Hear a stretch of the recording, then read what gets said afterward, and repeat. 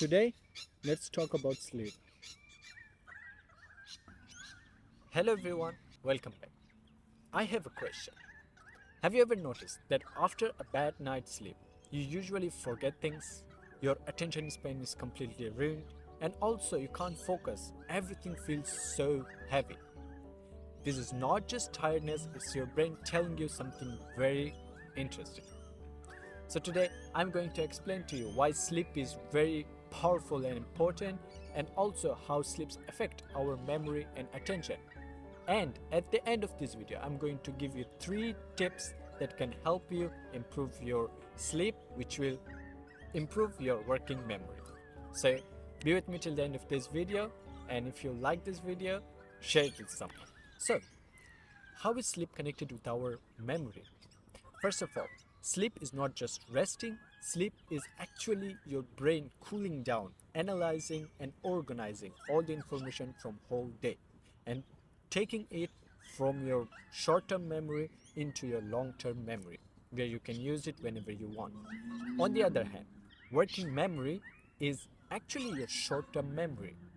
It is the ability to hold information for a short period of time, and eventually, if the information is important, then it moves from short term memory, which is your working memory, to your long term memory. So, basically, how these two are connected is whenever you don't have enough sleep, your attention span gets completely ruined, you cannot focus, and that's how your working memory gets affected. You cannot hold a lot of information at once, and your short term memory cannot process information well and cannot pass it from that working memory into your long term memory.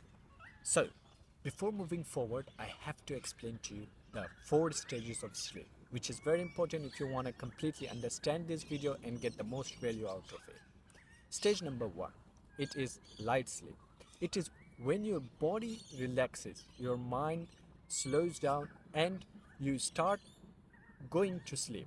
This is the stage where you are not completely asleep and you're not awake. It's in the middle of it.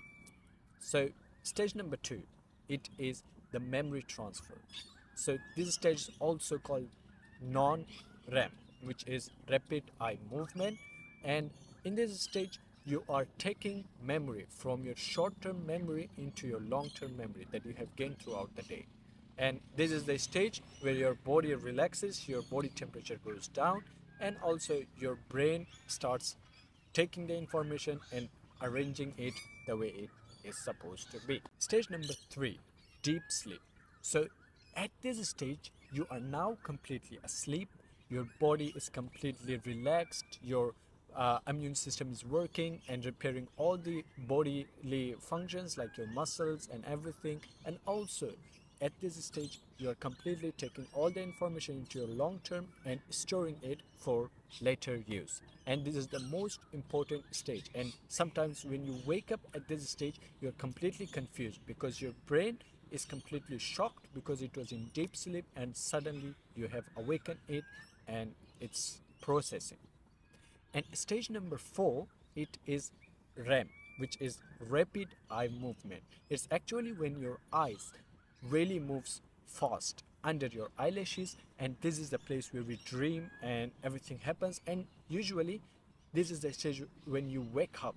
So just before waking up, it's the REM period of sleep. These 4 stages are very important. If you are taking enough sleep, like 7 to 8 hours, all these stages you go through and your body completely relaxes and recovers, and your energy recovers for the next day coming. So, now let's discuss how sleep disruption causes memory dullness. A psychologist did a research, took participants, reduced their night sleep to 4 hours for 5 days, and then tested their reaction time.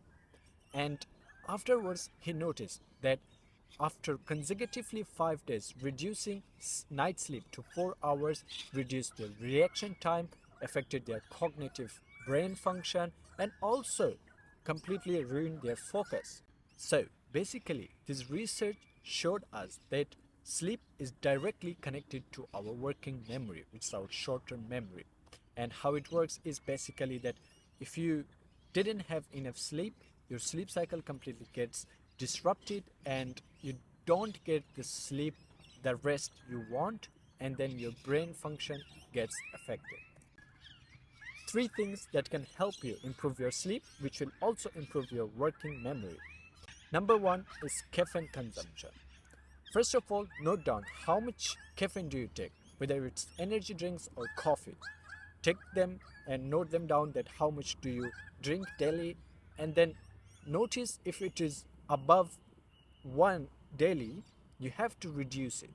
And most importantly, do not consume any caffeine before sleep. Like 2 hours before sleep, you should completely avoid caffeine because that will completely awake you and then you cannot go to sleep. If you go to sleep, your brain cannot really go to rest and recover. The second thing is blue light. It's simply your phone, your TV, or anything that is emitting blue lights, because blue lights is the sign of day. It completely tricks your brain that it's daytime and you have to be awake. So that's why when you are on your phone scrolling, you don't feel really like sleeping. But when you put your phone aside for a while, when your brain calms down, then you want to sleep. So avoid blue lights before sleeping and try like avoiding blue lights overall like 2 hours before sleep. Then you can relax and you can um, do anything. So this is where our third tip comes to work.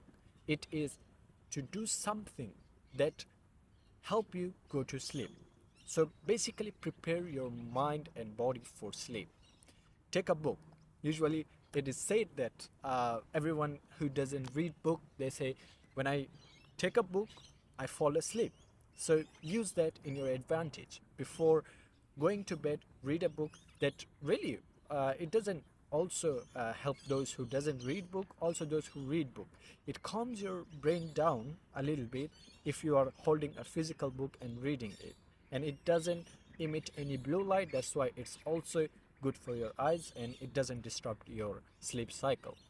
And another thing you can do is to relax your body. You can do stretching or you can just sit there, do nothing for like 10-20 minutes, and then basically your brain signals that it's night and it's time to sleep. Let's do a recap. First of all, we learned that sleep is very important and it's not just resting, and it's directly connected to our working memory, which is our short-term memory. The four stages of sleep, which is light sleep, memory transfer, deep sleep, and the REM, which is rapid eye movement. These four stages of sleep all are important, all are really important for your body recovery and your brain functioning.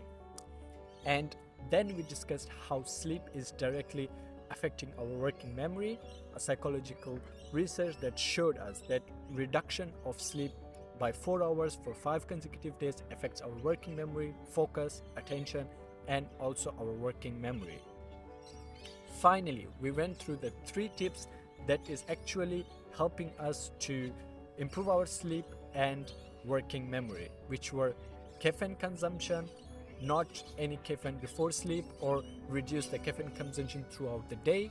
Second was to avoid blue light before sleep, which was our phone, TV, or anything that emits blue light, which tricks our brain that it's daytime and you need to be awake. And third was to do something that puts our body and mind into relax mode and then triggers our brain that it is time to sleep, which were like reading books, relaxing, meditating, or just sitting and doing nothing. And that was all. Thank you for watching this video. If you enjoyed, if this was valuable, share it with someone and leave a like and comment. Thank you. See you guys in my next video.